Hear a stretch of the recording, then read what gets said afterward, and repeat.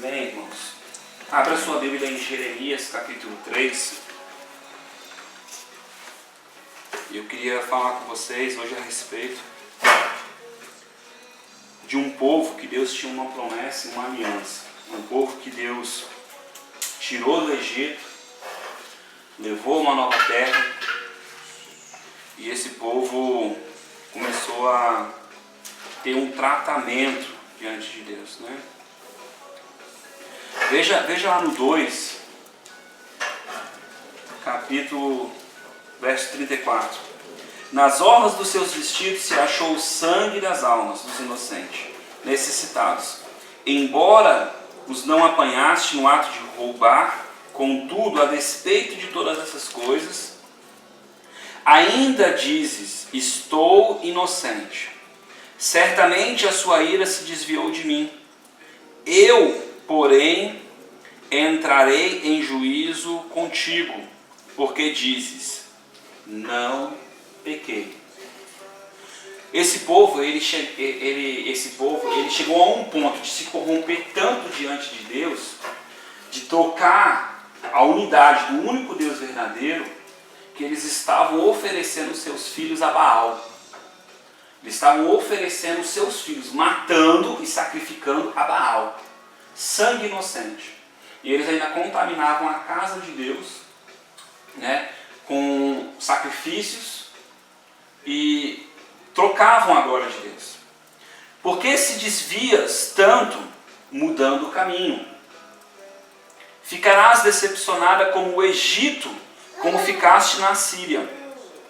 Daquele lugar sairás com as mãos sobre a cabeça, pois o Senhor rejeitou aqueles em quem confias, e não prosperará com eles. Quando Deus fala isso, Deus está dizendo que essas pessoas estão colocando a confiança em pessoas que não são conselhos de Deus. Mas Deus rejeitou o conselho dessas pessoas. Tá? Se um homem despedir a sua mulher, e ela se ausentar dele, se ajuntar a outro homem, tornará ele mais para ela? Não se poluirá de toda aquela terra? Deus aqui está fazendo a comparação de um relacionamento. Deus sempre faz essa comparação de um relacionamento de um homem com a mulher, dele com o seu povo. Quem já leu na Bíblia que fala que Jesus vai buscar a sua noiva, né? Quem sabe que na Bíblia fala que no livro de Cantares fala de um relacionamento, e está falando ali, fazendo alusão a um relacionamento do homem para com Deus, né? E aqui Deus está dizendo, se um homem largar essa mulher e essa mulher arrumar outro homem, Deus esse homem ainda vai querer ela? Ele vai querer se contaminar com ela? Levanta os teus olhos aos altos e vê, onde não te prostituíste? Deus está falando com o povo. Aonde você não te prostituíste? Aonde você colocou a sua confiança? Qual é o lugar deste território, dessa terra que eu te dei, que você não tem procurado outros deuses? Nos caminhos te assentavas para eles, como árabe no deserto. Manchaste a terra com as tuas devassidões e com a tua malícia. Pelo que foram retiradas as chuvas, e não houve chuva tardia. Como resultado do homem não buscar mais a Deus, Deus tira um favor, Deus tira uma graça. A chuva fora de tempo, ela não vem mais para esse povo. Contudo, tu tens a testa de prostituta, as tuas devassidões e com a tua malícia. Pelo que foram retiradas as chuvas, e não houve chuva tardia, contudo tens a testa de prostituta, e não queres ter vergonha. Não acabaste de me invocar, dizendo, Pai meu, tu és o guia da minha mocidade. Conservarás para sempre a tua ira?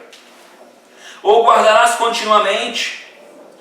Tens dito e feito coisas más, e nelas permanece. Deus está dizendo, essas pessoas têm agido de uma maneira que elas não estão invocando a Deus e nem reconhecendo Deus de fato.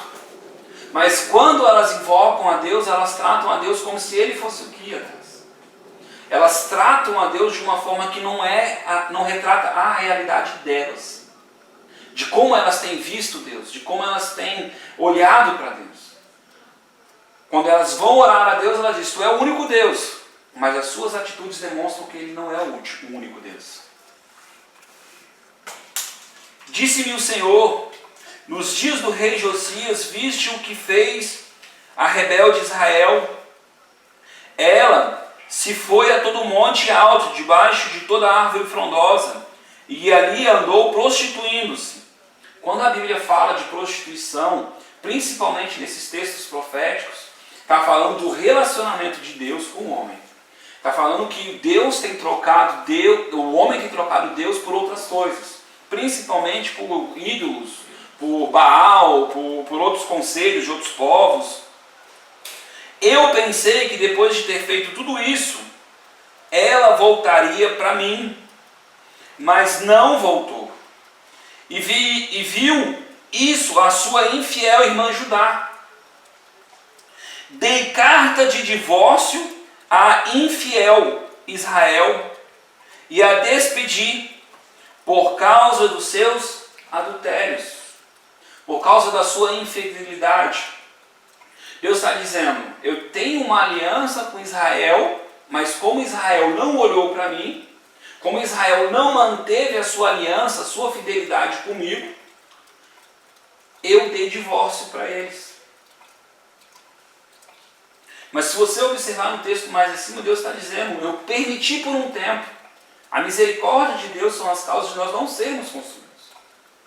Eu permiti por um tempo, para ver se de repente ela se arrependesse.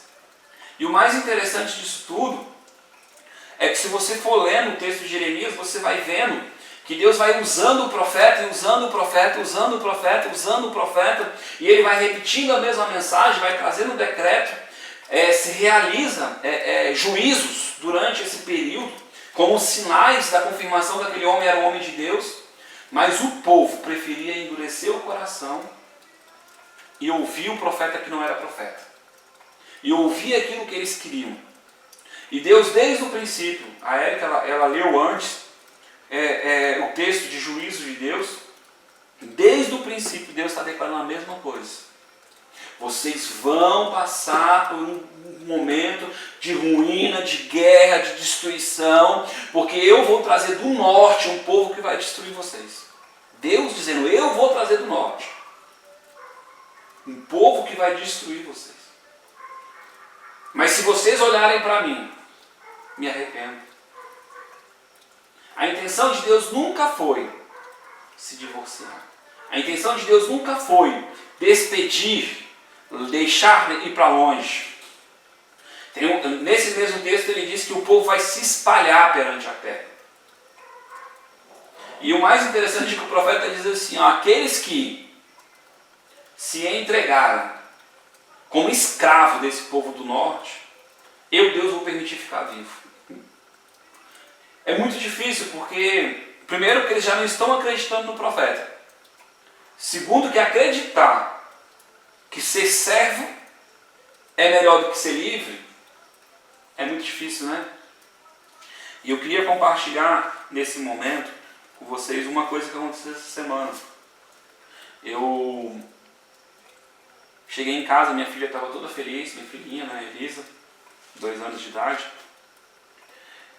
porque tinha um filhotinho de pardal na porta de casa. E ela dizia: filhotinho, filhotinho, piu, piu, piu, piu, piu, piu. E eu peguei um filhotinho, coloquei numa caixinha, botei grama seca, fiz um ninhozinho para ele, pensei, ele vai dormir quentinho. Todo feliz, coloquei ele ali, né? Fiz uma estrutura para que ele ficasse quentinho, em segurança. E fui dormir.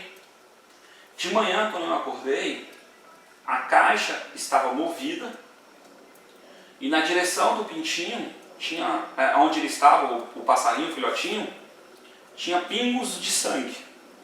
como se fosse um caminho.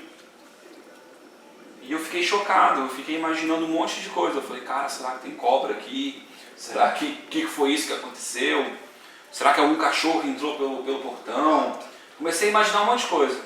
E eu lembrei do gato, né? E eu fiquei muito chateado, né, pelo bichinho ter morrido. Hoje, quando eu vinha para cá, Deus falou comigo a respeito dessa história, tá? Deus falou para mim, muitas vezes nós somos assim. Nós criamos tudo aquilo que nós entendemos que são seguranças, que são necessário, mas nós esquecemos que a proteção mesmo vem do Senhor. Nós esquecemos que às vezes existe um demônio, um espírito nos rodeando. Criamos seguranças físicas, né, mas esquecemos o terror noturno. E Deus me falou, usando essa história, que muitas vezes nós não nos protegemos da maneira correta. Criamos uma proteção, mas não é uma proteção correta, né? E que nós viemos a entender, assim como esse povo perdeu a proteção de Deus, porque deixaram de olhar para Deus, perderam a aliança de Deus, porque deixaram de olhar para Deus. E sabe o que é mais interessante disso tudo? É que Deus ama esse povo. Deus fala assim, olha, vocês vão servir a Babilônia durante 70 anos. Mas depois de 70 anos eu punirei Babilônia, porque eles tocaram no meu povo. Então conseguem entender que Deus move Babilônia para trazer juízo, mas depois Deus fala, não, você fez algo que é mal, agora eu vou te pegar, entendeu? Então, e aí Deus diz que vai juntar o povo. Mas qual povo? O povo que clama Ele, o povo que busca Ele, o povo que quer Ele. Amém? Vamos abrir lá em Mateus 21, 33. Tá? Eu posso ler aqui só mais um pouquinho, só para vocês verem a conduta, né, do povo. Olha só. Pela fama da sua prostituição contaminou a terra, pois adulterou com a pedra e com a madeira. Está falando de ídolos. Apesar de tudo isso, não voltou para mim.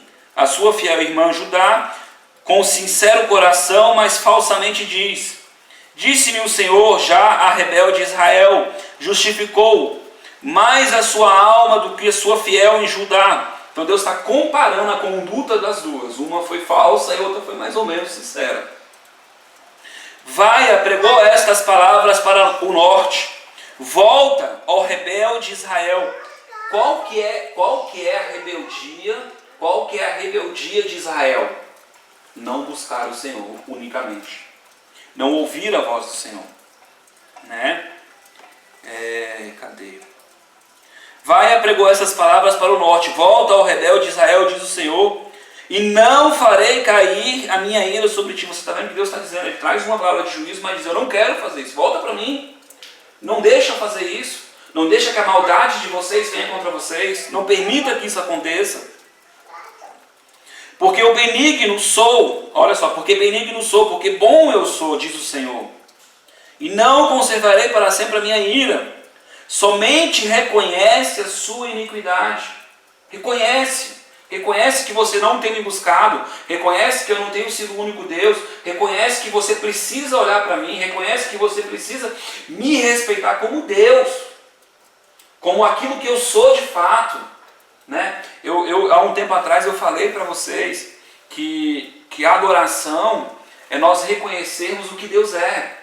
Se a gente pegar e observar o livro de Salmos, você vai ver que em Salmos ele diz, tu és o Deus que criou o céu, tu és o Deus que criou a terra, tu és o Deus que fez todas as coisas, tu és o único Deus. Ele começa sempre a falar as características de quem é Deus. Isso é salmodiar, isso é adorar, isso é reconhecer, isso é respeitar quem Ele é. Vai chegar um momento da história da humanidade que a Bíblia diz, todo joelho vai se dobrar. Todo joelho vai reconhecer que tu é Deus, tu és o único Senhor. Felizes daqueles que reconhecem antes disso acontecer. Né? Que é por fé. Somente reconhece a tua iniquidade, reconhece que transgride contra o Senhor, o teu Deus, e estende os teus favores aos estranhos debaixo de toda a árvore frondosa. De novo, falando de deuses, ídolos. E não destes ouvido à minha voz. Qual é o pecado desse povo? Procurar outros guias, procurar outros conselhos, procurar outras condutas que não é do Senhor. Convertei-vos, ó filhos rebeldes, diz o Senhor, pois eu vos desposarei e vos tomarei a um de uma cidade e a dois de cada família, e vos levarei a Sião. Eu lhes darei pastores segundo o meu coração. Quando você lê a história, você vai ver que aqueles pastores que estão nesse povo já não são mais segundo o coração de Deus. São pastores corrompidos. Eles são guiados por profetas corrompidos. Que vos apacentem com conhecimento e com inteligência. Naqueles dias, quando vos multiplicardes e frutificardes na terra, diz o Senhor, nunca mais se exclamará, a arca da aliança do Senhor, ela jamais lhes virá ao coração, nem dela se lembrarão, dela não sentirão falta e não se fará falta. Naquele tempo chamarão a Jerusalém de trono do Senhor, e todas as nações se ajuntarão a ela. Nem em nome do Senhor a Jerusalém nunca mais andarão segundo o propósito do seu coração maligno. Você vê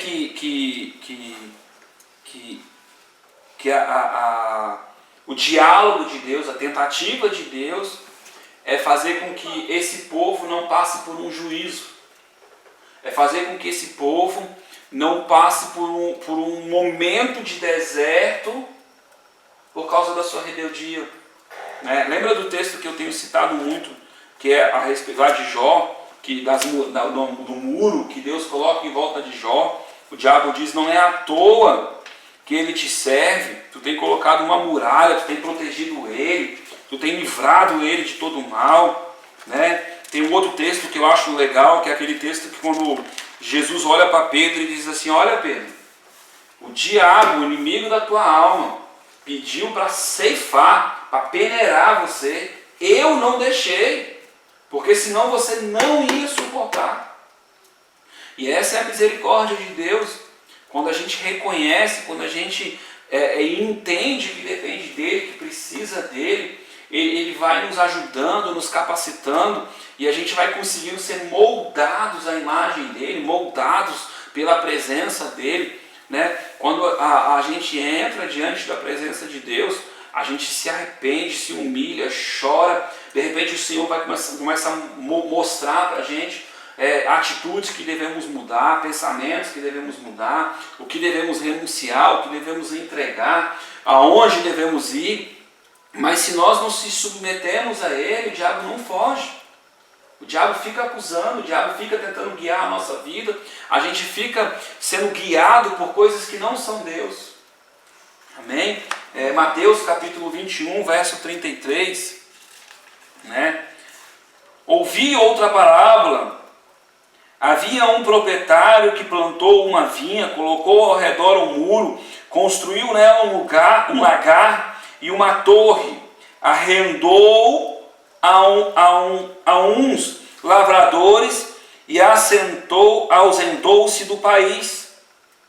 Veja, criou um lugar de segurança, deu uma terra fértil, deu um lugar onde eles pudessem ter mantimento, onde eles pudessem ter frutos, onde eles pudessem produzir. Isso foi o que esse Senhor fez. Chegando o tempo da colheita, e ele deu livre-arbítrio. Ele deu direito de escolha, eles podiam fazer o que eles queriam com aquela vida. Chegou o tempo de colheita, enviou os seus servos aos lavradores para receber os seus frutos. Olha, eu dei a oportunidade de vocês produzirem. Agora eu quero frutos. Quais são os frutos que vocês têm para mim? Um Senhor que agiu com bondade, que agiu com misericórdia, que deu oportunidade para esses lavradores. E agora ele manda representantes deles, homens que são considerados representantes deles, Os lavradores agarraram os servos e feriram um a um, mataram a outro, apedrejaram a outro. Então enviou outros servos em maior número do que os primeiros, e lhes fizeram o mesmo. Por último enviou o seu filho, dizendo: respeitarão o meu filho. Os lavradores, porém, vendo o filho, disseram entre si: este é o herdeiro.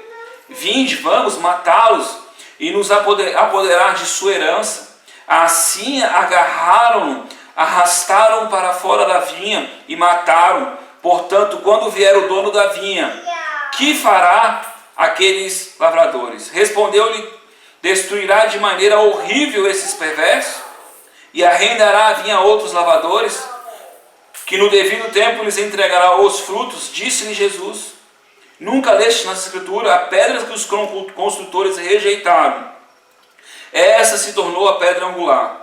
O Senhor fez isso e é maravilhoso aos nossos olhos. Portanto, eu vos digo que o reino de Deus vos será tirado e será entregue a um povo que produzirá fruto aos seus frutos. Aquele que cair sobre esta pedra, se despedaçará, mas aquele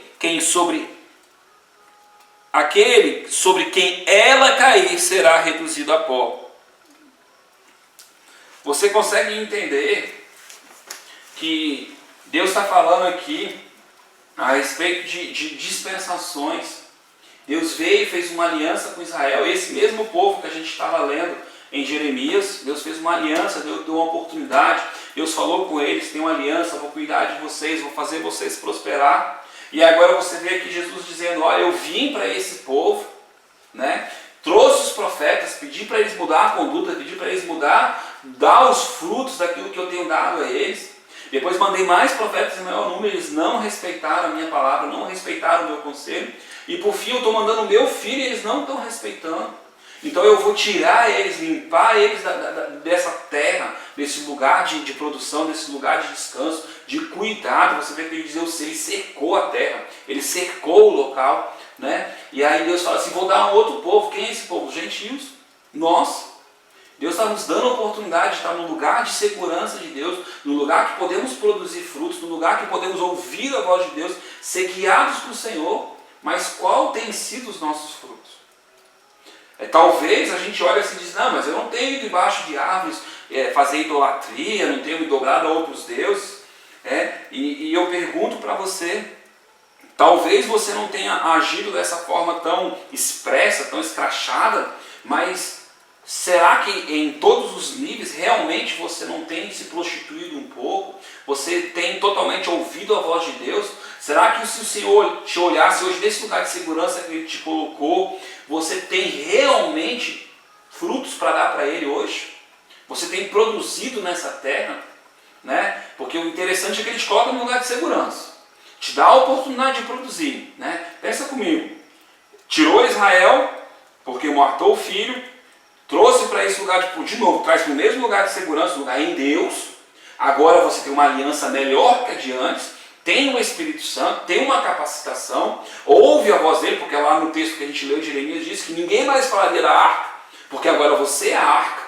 Ninguém mais vai falar da arca, agora você é a arca. É você que carrega a presença de Deus. Aí Deus pergunta: cadê o fruto?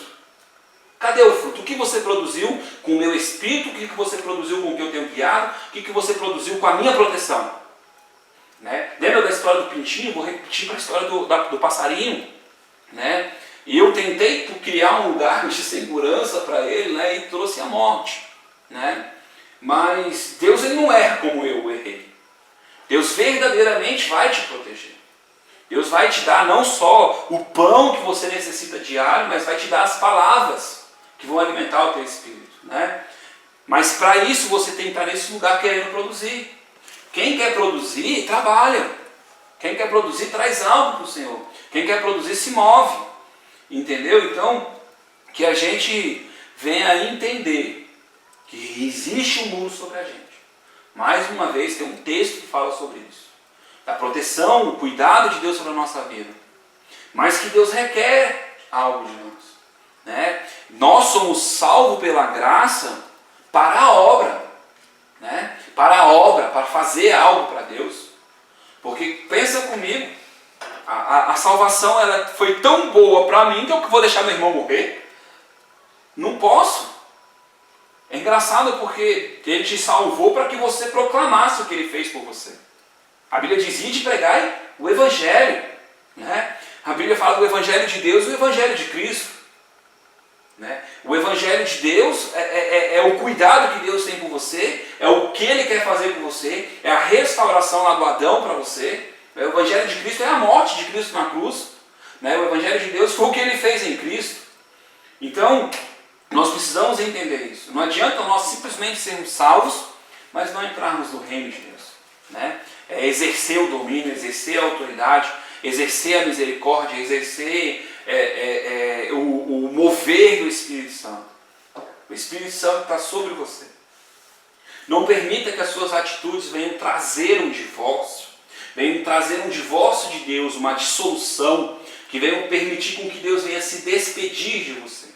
Sabe? Não permita que a sua inércia, porque às vezes, irmãos, se você observar, quando o profeta começa a falar com o povo, aquele povo que vai Maria com as outras, que não se posiciona, ele também vai aparecer.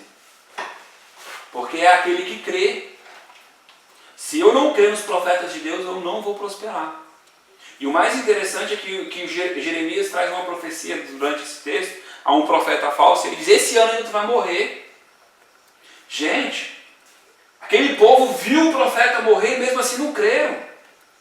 A palavra do profeta se cumpriu, mas eles estavam tão cauterizados com o seu dia a dia, com a sua vida, com os seus projetos. Não, tempo de paz, era só isso que os profetas profetizavam, os profetas falsos. Tempo de paz. E Deus trazendo juízo. Né? E às vezes a gente diz, não, mas Deus é bom. Mas Ele também é juízo. Né? Quando o dilúvio veio, Deus tinha preparado uma arca para salvar Noé. Tinha um lugar de proteção de Deus. E quem não creu, ficou debaixo de juízo. Sabe? E a gente precisa lembrar disso. Eu não gosto de pregar um lado que parece mal de Deus, mas não é mal. A mão de Deus está sempre estendida para a gente. E eu consigo sempre mostrar isso nos textos que eu leio. Deus mostrando, eu não queria fazer isso, eu não quero fazer isso. Ouça o que eu falo, que eu não vou me arrepender do que eu quero fazer, do que eu tenho que fazer. Porque a Bíblia diz que aquilo que o homem planta, ele colhe. Cara, ele vai colher. Ele vai colher. E o que faz a gente entrar no lugar de proteção de Deus é nós reconhecermos. É reconhecer. Você pode observar que entrar, a primeira coisa que Deus veio fazer, quando trouxe Jesus, ele trouxe primeiro anunciando algo importante, arrependimento. A Bíblia diz que ele veio preparar o caminho. Ele veio abrir. O que ele pregava? Arrependimento. É reconhecimento. Eu preciso reconhecer do que eu preciso mudar, do que eu preciso crer. Mas a gente sabe, estudando a Bíblia, que quem traz a verdadeira luz é o Espírito Santo. Então o homem só consegue enxergar os pecados porque o Espírito Santo está mostrando. Mas e se ele não abrir o coração? Jesus disse assim, eu falei a um povo que tem ouvidos, mas não me ouve. Eu falei a um povo que tem olhos, mas não me vê. Ah, quem me dera se eles ouvissem de fato. E eu pudesse os curar. Às vezes nós achamos, né, que eu fico pensando em muitas histórias e eu digo, cara, fulano morreu dessa forma. Mas certamente Deus deu oportunidade para ele. Às vezes nós não vemos, mas Deus ele quer salvar todo mundo. A Bíblia diz que Ele não tem prazer na morte do ímpio. Deus não tem prazer. Né? Então que a gente venha refletir nessa história, venha refletir nessa palavra. Né? A Bíblia diz que toda a Escritura ela é divinamente inspirada para ensino, para conhecimento, para edificação. Então tudo que está aqui escrito, Deus quer falar algo conosco. Né? Você consegue imaginar E eu fico lendo essas coisas, eu fico, meu Deus, não permita que eu esteja com o coração duro, não permita, Senhor, que eu não consiga ouvir a Tua voz, não permita, Senhor, que eu esteja enganado, não permita, meu Deus, que eu esteja perdido nesse lugar. Mas a aliança diz, nunca mais o povo vai dizer que não conhece o Senhor. Gente, ninguém pode dizer que não conhece o Senhor. A natureza é testemunha do Senhor, eu e você pregamos do Senhor. Jesus mudou a história, dividiu a história em 2 tempos. Ninguém pode dizer que não ouviu falar de Cristo. Pode ser que eles não entendam, mas por que não entendam? Porque ouvem de qualquer forma. Não abrem o coração. Então, se o homem está sujeito, eu gravei esses dias uma mensagem e eu falei que a oração do Pai Nosso, que é assim que a gente chama, né? Lá diz, não me deixe cair em tentação. É diário. Diário eu posso me perder se eu não estiver focado, se eu não estiver enraizado, se eu não estiver alicerçado em Cristo. Se Cristo não for a minha base, se a palavra de Deus não estiver arraigada dentro do meu espírito, não estiver cheio dela, eu não vou transpirar ela, eu não vou falar dela, eu vou falar de futebol. Não é que seja errado, irmão, mas o que tem te preenchido? Os teus problemas, os teus anseios, os teus sonhos, sabe? Você precisa ser preenchido daquilo que te dá fé. E a palavra de Deus, a Bíblia diz que a fé vem pelo ouvir a palavra de Deus. Então você precisa estar ouvindo, se alimentando, lendo, buscando, para que a palavra lave o teu coração, lave e te traga fé, te traga esperança, te traga um novo rumo, te traga um novo caminho. E no momento de angústia, você vai ter uma palavra de Deus para você. Você vai ter uma direção de Deus para você. Porque o dia mal vem para todo mundo. O dia mal vem para todo mundo. A Bíblia diz que ele vem para todo mundo. E eu costumo dizer que, ainda que eu entre lá na fornalha lá, o quarto homem vai estar lá. Cara, não importa o problema que você estiver passando.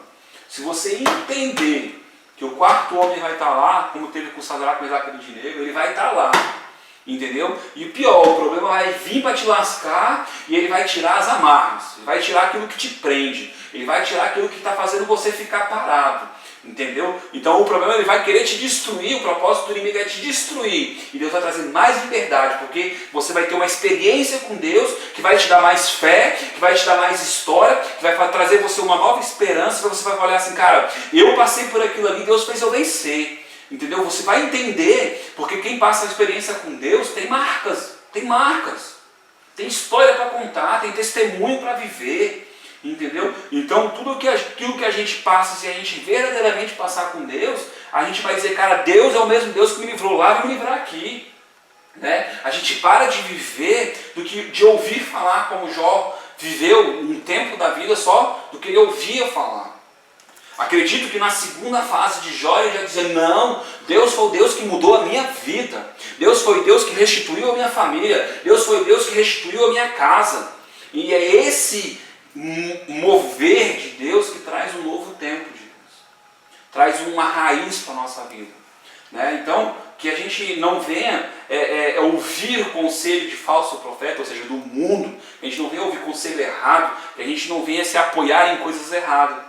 Vamos nos apoiar no que Deus tem falado conosco, vamos nos apoiar na promessa de Deus, vamos nos apoiar naquele Deus que eu amo essa frase, o meu Redentor vive. Ele vive. Ele é real. Ele é real. Ele vive mesmo. Ele vai mudar a circunstância, ele vai mudar o momento. E eu costumo brincar e falar que a gente precisa dar o primeiro passo para ver o milagre. Fé sem obras é morta.